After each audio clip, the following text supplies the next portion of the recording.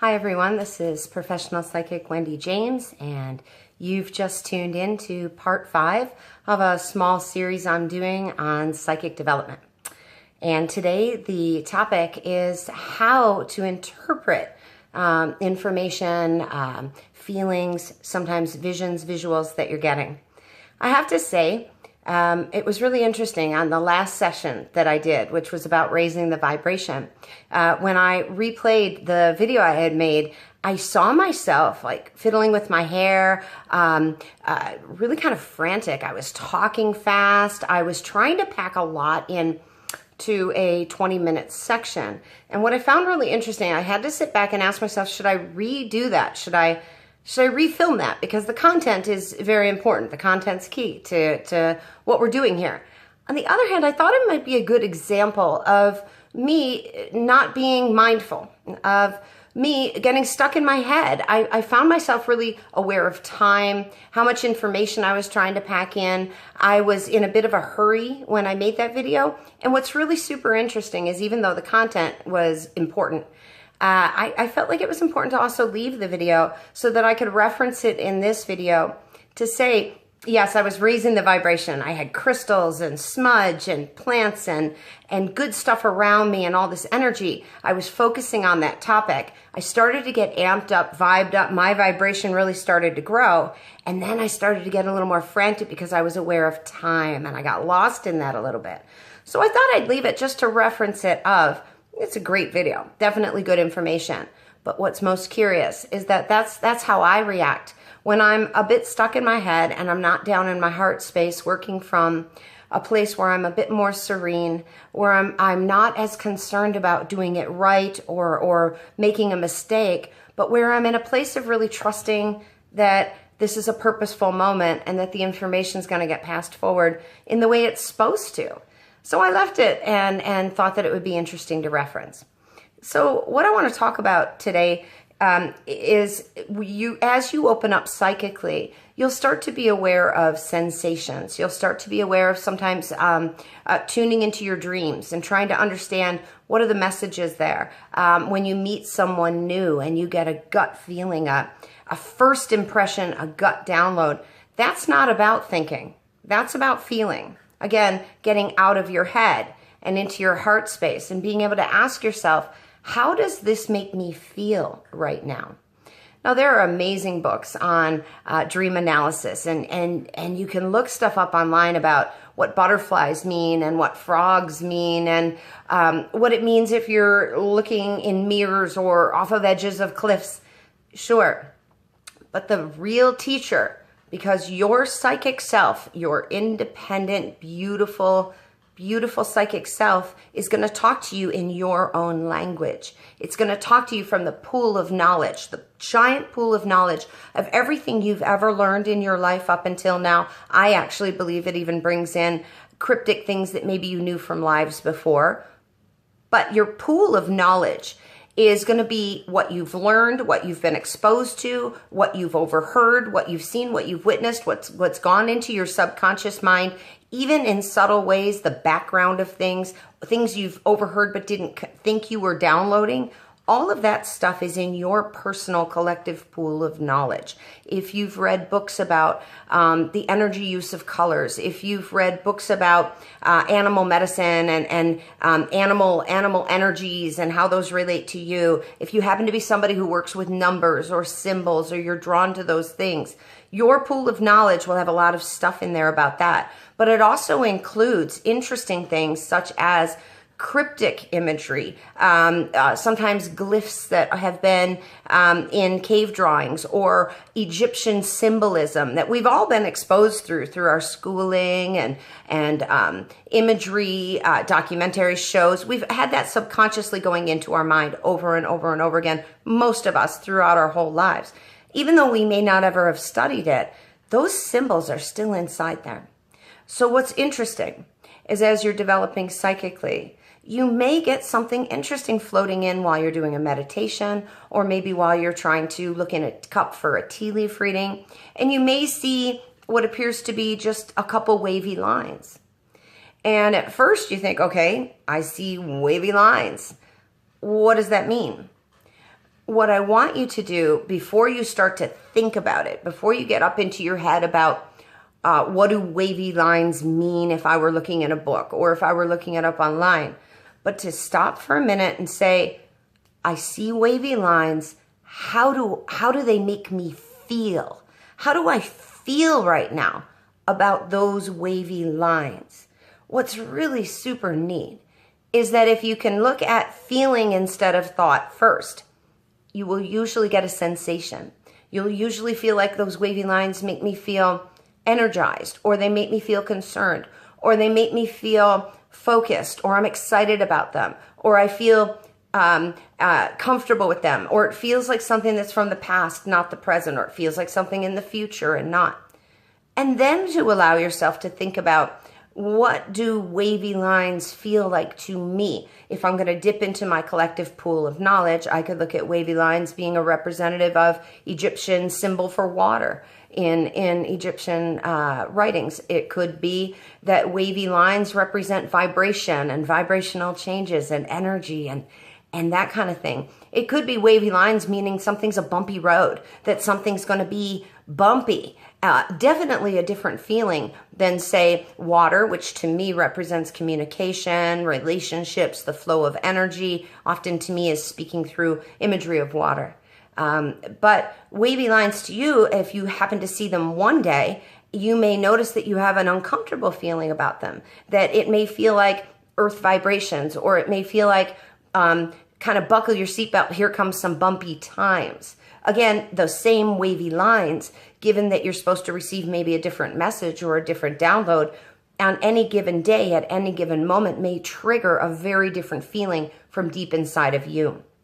So what I say to people while you're studying and developing yourself psychically is to not get stuck on needing to run to a resource to interpret your messages, or to interpret the visuals that you get or the sensations that you get. What I most suggest is that you allow yourself to sit quietly and say to yourself, how did that sensation or did that imagery make me feel? Did I feel like I was excited, I was down, my energy was up, my energy was low? Did I feel nervous about it or positive? To just feel it out.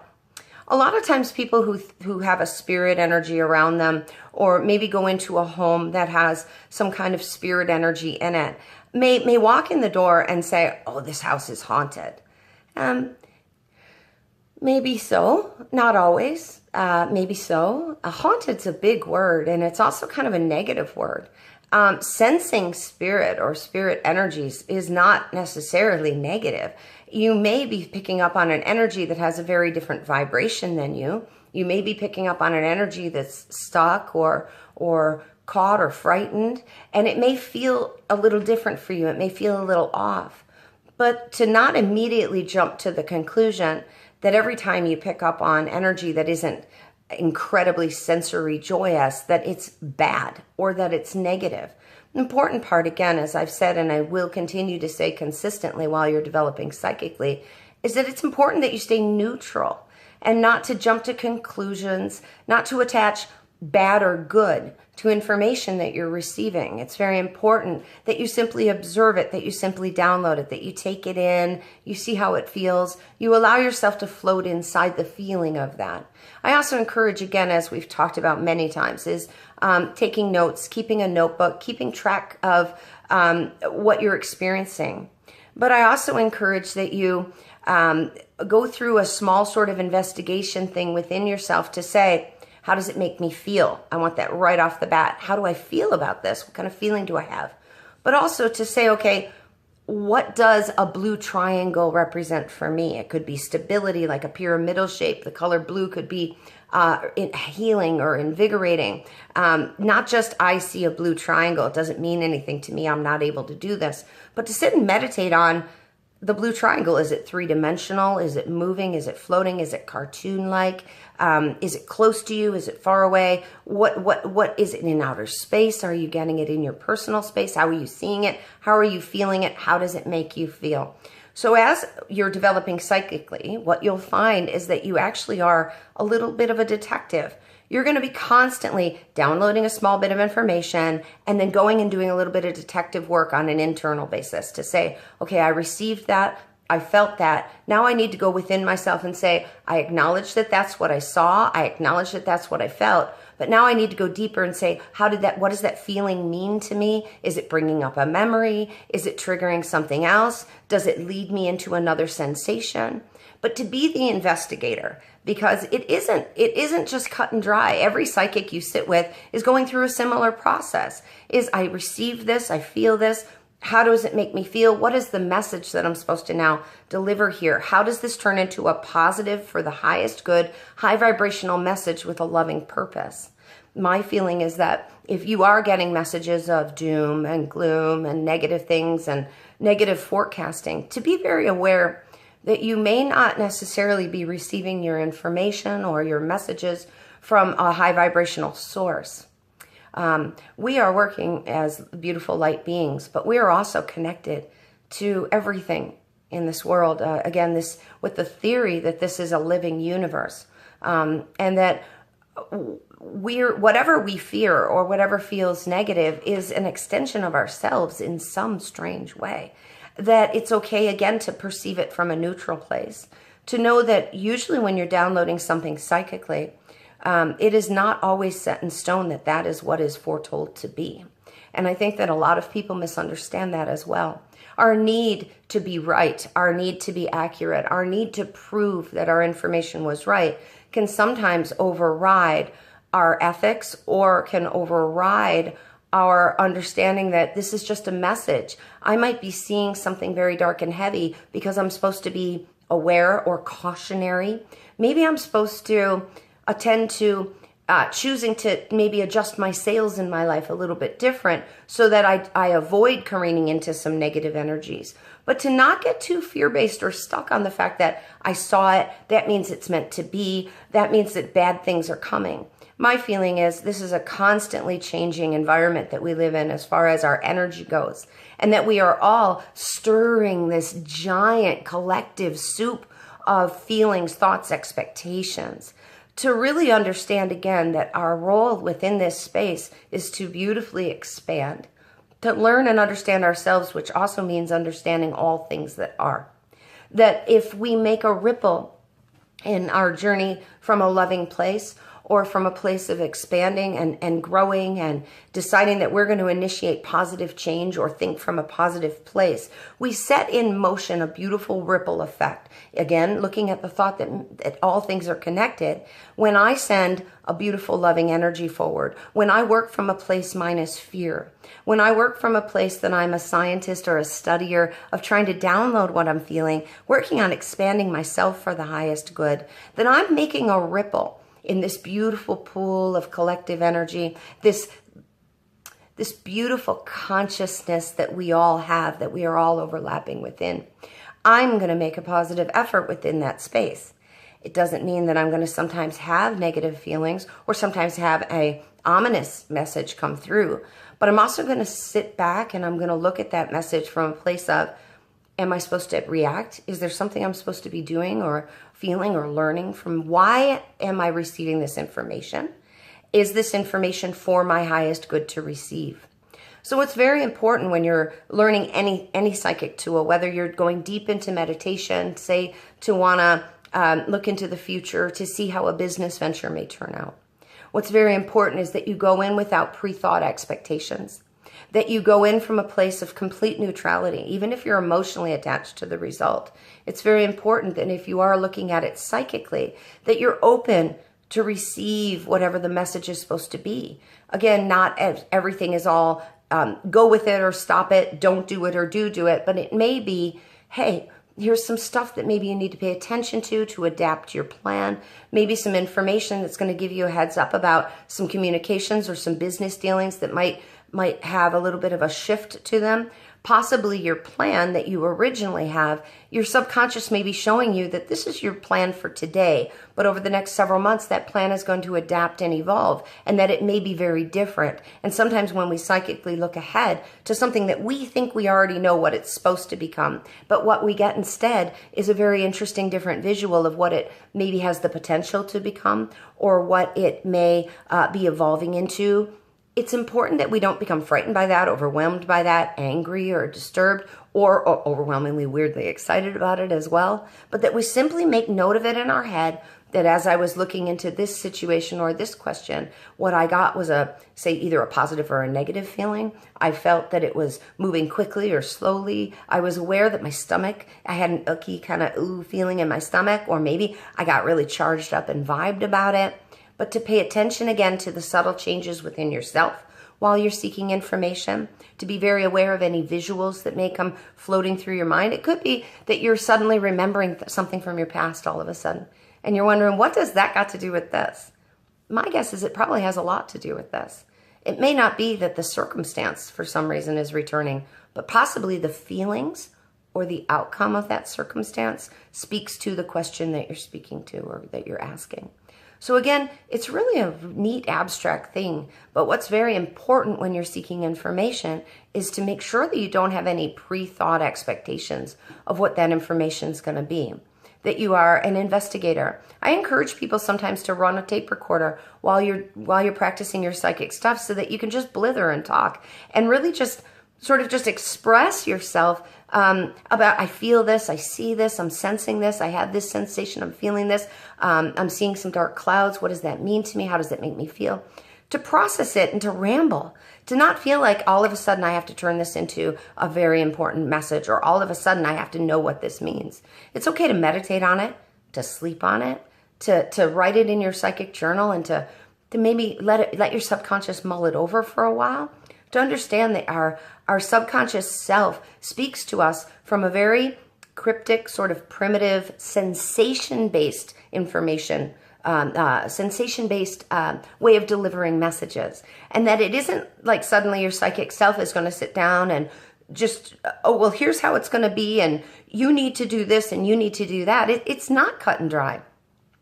We have free will to do what we want with whatever we receive, with our own lives, with our own choices, with how we choose to perceive things. What I will say when it comes to working with psychic stuff is for you to perceive every single piece of information minus emotions, other than tapping into the emotions that you feel when you first download it, that gut feeling, your first instinct, that first gut feeling. You meet someone new, you shake their hand. Not what are you thinking about them? Not, oh, you're looking at what they're wearing, or whether they're shaved or not, whether they're nervous themselves or not. But no, instead I want you to be neutral, to be inside yourself, and to say, what is the first thing that popped into my head when I approached this person? What was the first thing that popped into my head when I touched their hand? What did I first download? But to see it from a great place of neutrality, even if the energy made you a little uncomfortable, it doesn't mean that's not a good person. It may mean that that person is experiencing chaos in their personal life, or that their energy's off a little bit. And because you're open to energy, especially while you're training and working on your psychic self, that you may pick it up as a different vibrational energy than yours, but not negative. Again, they're part of what we are. We're all part of the same stuff. We're all in this expanding, living universe together. And though I may pick up on something that's extremely different from my own vibration, I need not fear it. I need not give it any power over myself. And that it's important for me to know that I have all the time in the world to sit and process how that made me feel. I want you to get very used to asking yourself that. Not only are you going to be working for the highest good and to constantly have that going on, but to always ask yourself, how does this make me feel? How does that make me feel? When I look in that crystal ball, what do I feel? What am I feeling? Not just what am I seeing? And if you do see something, to make sure that you're also adding on, I see that, but I also want to know how that makes me feel. Thank you for joining me. In the next section, I'm going to be going over ethics. It's a really big topic, and it's a topic that I am particularly passionate about, especially for people who are developing psychically. It's very important to keep an eye on yourself. You can very easily lose track. and fall into many really curious lessons, roads you can go down. But also, it's very important that you are constantly grooming your ethical field and constantly making sure that you are working for the highest good. Yourself expands more within that space, again, from a collective pool of loving and reaching out and sending positive vibrational energy to all living things, to all things that are vibrating and collective within this this journey that we're all in together. So again, thank you for joining me. I own a business called Love Dragons. That's love spelled with a U, love, LUVDRAGONS. You can find me at .ca, pardon me. And feel free, you can also find Love Dragons on Facebook as well. I hope that you're all having a fantastic day, and thank you for joining me.